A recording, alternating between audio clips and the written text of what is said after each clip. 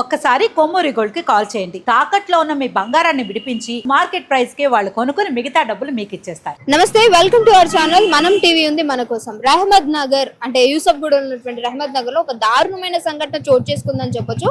మనం టీవీని ఆశ్రయించి బాధితులు అయితే వచ్చారు. ఇప్పుడు వాళ్ళతోనే మనం మాట్లాడబోతున్నాం. ఏం జరిగింది, అసలు అక్కడ జరిగినటువంటి సంఘటన ఏంటి, చిన్న పిల్లకి కూడా థ్రెట్ ఉంది. సో ఇంట్లో ఉన్న ఆవిడ్ని లోపలికి దౌర్జన్యంగా వచ్చి మరి ఆవిడ పైన అటాక్ చేసినటువంటి సంఘటన నిజంగా ఈ రోజు అసలు దాని గురించి మాట్లాడాలంటే కూడా ఇలా కూడా ఉంటారా జనాలు, అది కూడా ఆడవాళ్ళు నిజంగా సున్నితంగా ఉంటారు, చాలా సున్నితమైన మనస్వాభం కలిగి ఉంటారు అని అంటారు.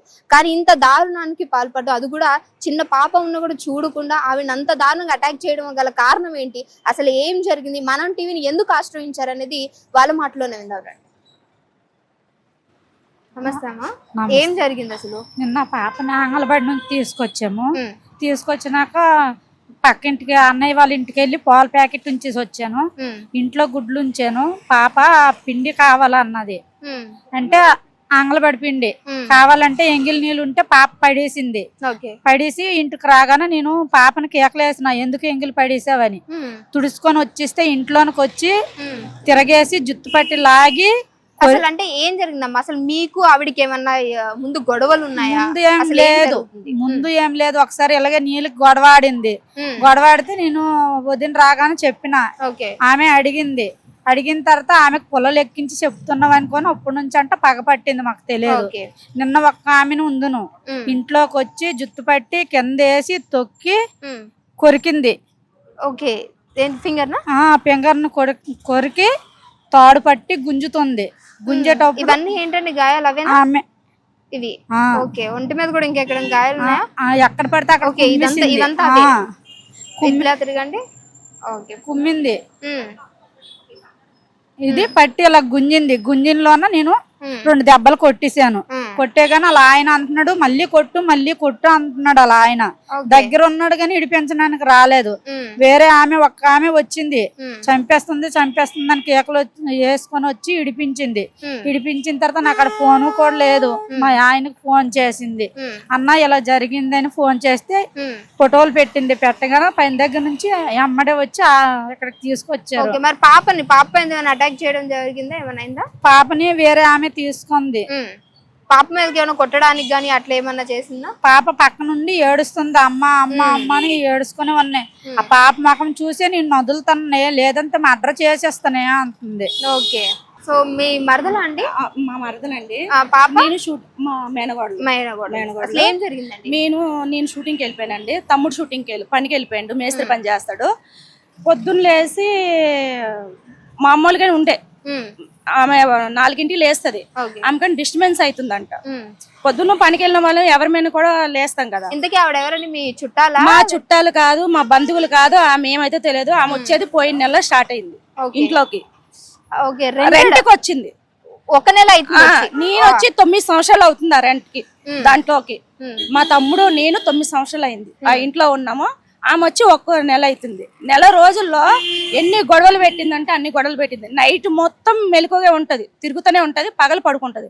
పగలు మేమంటే లేసి పని చేసుకోవద్దంటే, డిస్టర్బ్ అవ్వద్దంటే, ఒక గిన్నె దోమొద్దంటే, ఏం చేయొద్దంట. అయితే మేమన్నాము, మేమెందుకు చేసుకోకూడదు, నీళ్ళకి మేము నైట్ తిరగట్లేదు కదా, పగలు మేము ఉంటున్నాము అనేసి ఒక రోజు నాతో గొడవ పెట్టుకుని సరే పెట్టుకుని అని ఇల్లిగాలని వచ్చిండు. ఇల్లిగాలని వచ్చినాక గొడవ పెట్టుకోకండి అమ్మా, ఈ నెలలో ఈ మంత్ లో ఖాళీ చేపిస్తాను అనుకుని వాళ్ళకి వార్నింగ్ ఇచ్చాడు. వీళ్ళు కూడా ఖాళీ చేస్తామని చెప్పాడు. సరే మేము ఖాళీ చేసేస్తామండి అనేసి మా మరద వాళ్ళు అన్నారనమాట. అన్నాక నిన్న ఏం జరిగిందనంటే, ఈమె అంగన్వాడికి వెళ్ళి 3ంటికి వచ్చింది. 3:30కి వచ్చినాక మా ఆయనకి లేపింది, డోర్ కొట్టింది. డోర్ కట్టి పాల ప్యాకెట్ గుడ్లు ఇచ్చింది. ఆయన డోర్ వేసుకొని పడుకొని పడిపోయాడు. ఆమె అప్పటికల్లా వరుతుంటే నువ్వు దాని ఊసి పట్టక, అది పిచ్చదానిలాగా తాగున్నది, దాని ఊసి పట్టక నువ్వు డోర్ వేసి పడుకోని అన్నాడంట.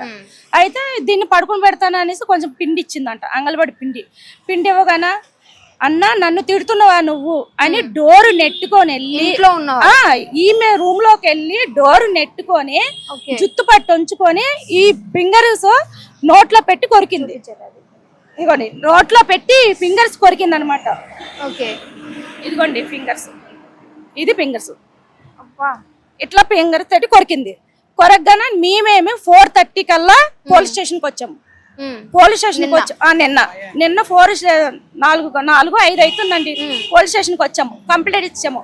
గాంధీకి రాశారు, గాంధీకి వెళ్ళి నైట్ 2ంటికి వచ్చాము. 2 వరకు గాంధీలో కూడా ఏ ఇండక్షన్ కానీ ఏం కానీ ఇవ్వలేదు. యూసఫ్గూడ అడ్డ దగ్గర టీటీ ఇండక్షన్ వేయించుకొని మళ్ళీ అదే ఊపిన ఇట్లా సార్ అక్కడికి వెళ్ళి వచ్చాము, ఈ రిపోర్ట్లు ఇచ్చారు సార్ అనుకొని వచ్చి ఇక్కడ కంప్లైంట్ ఇచ్చాము. కంప్లైంట్ ఇవ్వగానే తీసుకున్నారు. ఇప్పుడు ఇందాకలు వచ్చి రూమ్ కాడికి వచ్చి చెక్ చేశారు. అంటే ఆమె ఏమని చెప్పింది, డోర్లో పెట్టినాము, నేను కొరకలేదు సార్ అనుకొని సార్ దగ్గర అబద్ధం ఆడింది. ఆయన వచ్చి ఫోటో తీసుకున్నాడు. ఇప్పుడు వరకు ఏ రెస్పెక్ట్ లేదు, ఏం లేదు. ఓకే, సో మీకు ఏం న్యాయం కావాలనుకుంటున్నారు? అలాంటి వాళ్ళు, ఎందుకంటే మా తమ్ముడికి ఉన్న పిల్లకి 3కి పేనగండం ఉంది. అంటే పాప విషయంలో థ్రెడ్ అంటున్నారు, ఏ విధంగా? ఏమైనా పాపని ఏమైనా అంటుందా? పాపని అంటుంది మేడం, పాపని అంటుంది. ఏదైనా కూడా చంపేస్తానని బెదిరిస్తుంది, చంపేస్తాను అని బెదిరిస్తుంది. 3 కూడా పేనగండం మాత్రం ఉంది. వాళ్ళ ఇద్దరు భార్య భర్తల వాళ్ళ 3 కల్లా పేనగండం ఉంది. మాకు వాళ్ళ నుంచి సపోర్ట్ కావాలి. పోలీస్ వాళ్ళ నుంచి మీకు సపోర్ట్ కావాలి. ఓకే, సో ఇప్పటి వరకు అయితే మీకు ఎలాంటి న్యూస్ తెలియలేదు, తెలియలేదు. ఇప్పుడు వరకు ఏం అప్డేట్ ఇవ్వలేదు, ఏం చేయలేదు. మెయిన్ పాప గురించి మాకు భయం అవుతుంది. ఆమె ఏ సడానికి ఏం చేస్తుందో కూడా తెలియదు. రాక్షసులకు తయారవుతుంది, డ్రింక్ చేస్తుంది.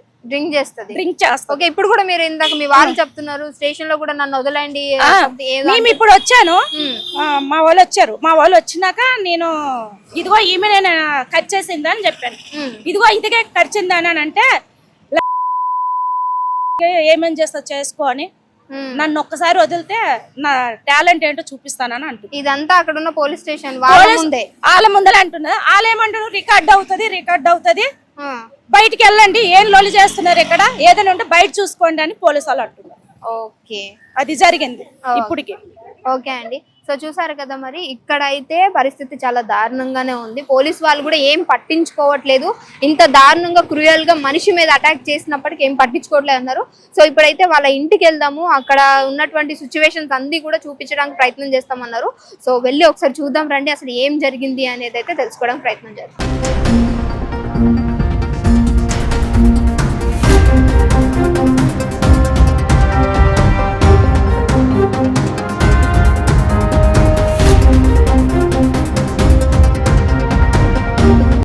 మేము డ్యూటీకి వెళ్ళిపోయినామండి. మేము వచ్చేసరికి మొత్తం అయిపోయింది. ఏంటంటే పక్కనున్న వాళ్ళు కూడా ఆపాలని చూస్తే వాళ్ళని బెదిరిస్తున్నారు అనమాట. బెదిరించి వాళ్ళని కూడా కొట్టమని చెప్తున్నారు. మధ్యలో వచ్చినందుకు పొద్దున్న లేసి కూడా తిడుతున్నారు అనమాట. మార్నింగ్ లేసి కూడా ఇదిగోండి వినండి. నేను ఇలాగ ఏదో చూసి నాకే ఎందుకో చాలా భయంగా అనిపించింది. ఇంకా మార్నింగ్ నుంచి నేను బయటకు వెళ్ళలేదు. గిన్నెలు అయితే తోముకున్నప్పుడు వాళ్ళు ఇంకా లెగలేదు. స్నానం చేసి వచ్చి పడుకున్న తర్వాత వాష్రూమ్ కానీ బయటకు వెళ్తున్నా. అప్పుడు నాకు అది చూసి అనుకుంటున్నారు అనమాట, కొడితే మొత్తంగా అందరినీ కలిపి కొట్టు, వీళ్ళని కూడా కొట్టు, తర్వాత సంగతి వచ్చిన సంగతి తర్వాత చూసుకుందాం అని చెప్పేసి అంటున్నాను నన్ను చూసి వాళ్ళ ఆయన. అది మ్యాటర్ జరిగింది. అంటే ఎవరు వస్తే మధ్యలో వచ్చే వాళ్ళని సపోర్ట్ చేసే వాళ్ళని కొట్టమని చెప్తున్నాడు. ఆయన మెయిన్ సపోర్ట్ అలా ఆయన చేస్తున్నాడు. మెయిన్ ఏంటంటే ఎవరు ఉండాలన్నా పక్కన చెప్పాలన్నా కూడా భయపడుతున్నారు. ఎందుకంటే వాళ్ళది పెద్ద నోరు, మీద వచ్చి పడిపోతున్నారు, ఏది దొరికితే దాంతో కొడుతున్నారు. అవి రక్తం మరకలు కూడా కట్టి మీద ఉన్నాయి, చూడండి, చూపిస్తాను ఒక్క నిమిషం. కట్టి తీసుకొని ఇదిగోండి కొట్టింది, అవి కూడా రక్తం మరకలు ఉన్నాయి చూడండి. ఇంట్లో కూడా మొత్తం వెళ్ళండి సార్, లోపల రక్తం మొత్తం ఇదిగోండి. ఇది మొత్తం ఎక్కడి నుంచి ఇదిగో మీ కాలు దగ్గర కూడా మొత్తం, మీకు అటింగ్ వెళ్ళండి మేడం, మీ కాలు దగ్గర కూడా మొత్తం అదంతా ఉంది. ఇదిగోండి ఇక్కడ కూడా చూడండి, ఇది మొత్తం వాష్ ఏం చేయలేదండి. అంటే కొంచెం మధ్యలో ఉండి పిల్లల గురించి అని కొంచెం తుడిసేసాము. బోరింగ్ కాడ మొత్తం కడిగేసింది, ఆమెనే కడిగింది. రక్తం మరకలు ఉన్నాయని ఎక్కువ బెడ్ పడ్డది, పట్టేసరికల్లా తుడిసి పసుపు పెట్టారు. ఆమెకి మొత్తం బ్లీడింగ్ ఎక్కువ అయిపోతుంది అనమాట. అయ్యేసరికల్లా పసుపు పెట్టి ఆపారు. అప్పుడే వెంటనే పోలీస్ స్టేషన్కి వెళ్తే వాళ్ళు ఇప్పుడు వరకు యాక్షన్ మొత్తం ఏం తీసుకోలేదు. మాకంటూ సపోర్ట్ కావాలి. వాళ్ళ గురించి మాకు చనిపోతారు, చంపేస్తామన్న వరకు మాకు భయం అవుతుంది మా వాళ్ళకి. అదే పాపకు కూడా మెయిన్, పాపకు మెయిన్. ఎందుకంటే ఆమె వాష్రూమ్కి వెళ్ళినా ఇడిచిపెట్టినా చేసినా కూడా ఏమని చెయ్యొచ్చు. ఎందుకంటే వాళ్ళు ఎనీ టైం డ్రింక్ లోనే ఉంటారు, మందు తాగుతారు. ఇద్దరు భార్య భర్తలు మందు తాగుతారు. ఇదిగోండి ఆ ఎదురు రూమే వాళ్ళది, ఇదే రూమ్. ఇల్లుగాలని కూడా వచ్చిండు.